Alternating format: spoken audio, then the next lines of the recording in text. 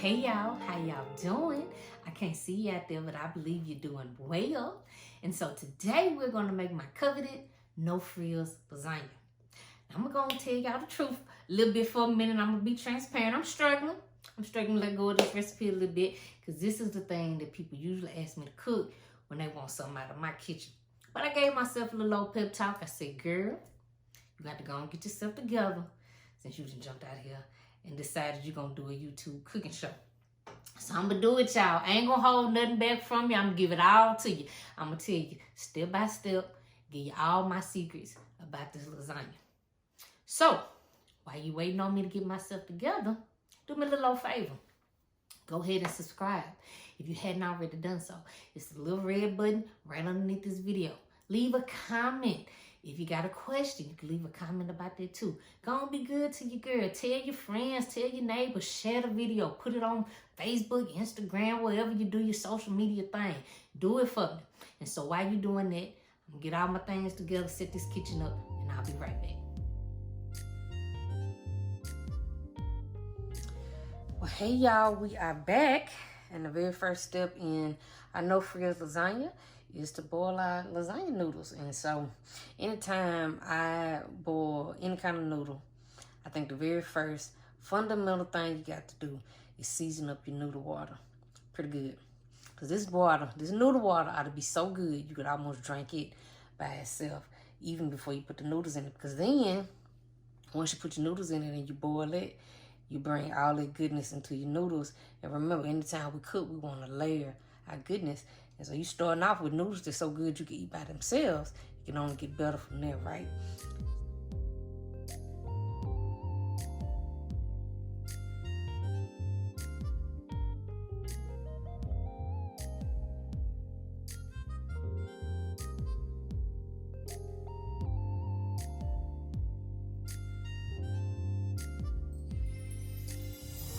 All right, so now we're gonna move right along to getting our ground beef together. And I would recommend whatever type of ground beef you use, that you do one that has a low fat content. So see, here I have ground beef that have a 90% lean to 10% fat content. Because one thing we do not want is a fatty, oily lasagna. I'm telling you, you can keep trying to strain that meat if you want to, but if you get fatty meat, it'll just keep on, the fat will just keep rising up no matter what you do to it. So you want to try to get one that's a little leaner, or just make sure you strain it real well. And so here we just gonna brown the meat. All right, so now you see we have our browned ground meat. And just kind of go through it and make sure it's chopped up pretty well. I don't have any big chunks in here. And so to that ground meat, you know how we do it. You got to have a trim.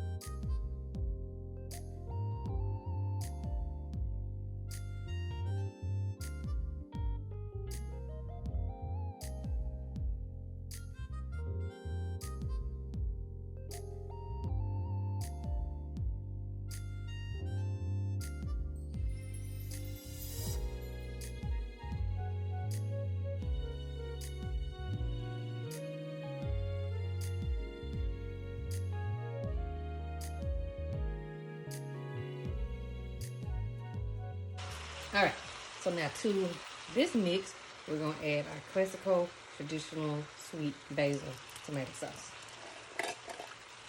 Now, I'm gonna tell you, it's got to be Classico. There can be no substitute. So if for some reason you got something other than Classico, then you need to press pause on this video and go on back to the store, because it's got to be Classico. If you use something other than Classico, I cannot guarantee the integrity of your dish. And so we're going to use, this is the 24 ounce bottle of Classico, the red sauce. And we're also going to add a cream sauce. And so that is the roasted garlic Alfredo. So to this, we're going to also add the roasted garlic Alfredo sauce, cream sauce. So basically what we're doing here is making, I guess what you could call a pink sauce. So it takes the red sauce down a little bit. Once again, it has to be Classico. If you cannot find Classico, then you just need to wait on making this one until you can find Classico. Because I believe that Classico, you can just take it right out the jar. You don't have to do a whole lot to it. You can just, open it up and go on and eat. Now, if for some reason, I will say, if for some reason you cannot find the traditional sweet basil, then you can get the regular basil, and you can just add about a tablespoon of sugar to it. All right, so now we are back, and we are just about ready to put our lasagna together. We have our meat sauce that is sort of cooked down and incorporated all the onions and the goodness in there.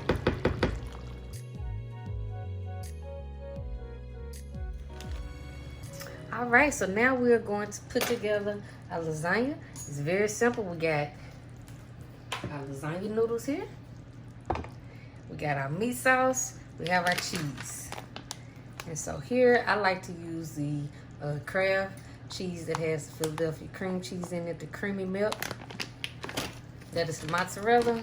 And then I use a Mexican 4-cheese blend.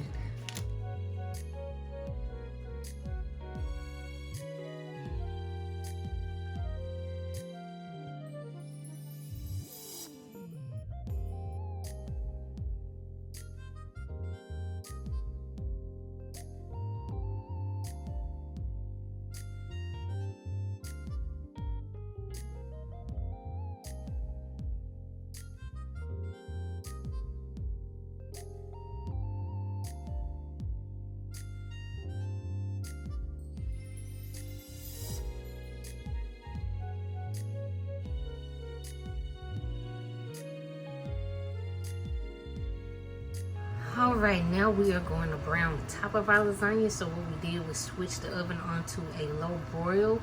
And I'm telling you, if you're new to cooking, then you want to make sure you stay right close to this. Literally just keep your eye on it the entire time, because this broil will get away from you, burn up your whole product. So if you're new to cooking, or if you're old to cooking, broil can beat the best of us. And so you really want to keep your eye on it, make sure it doesn't get away from you.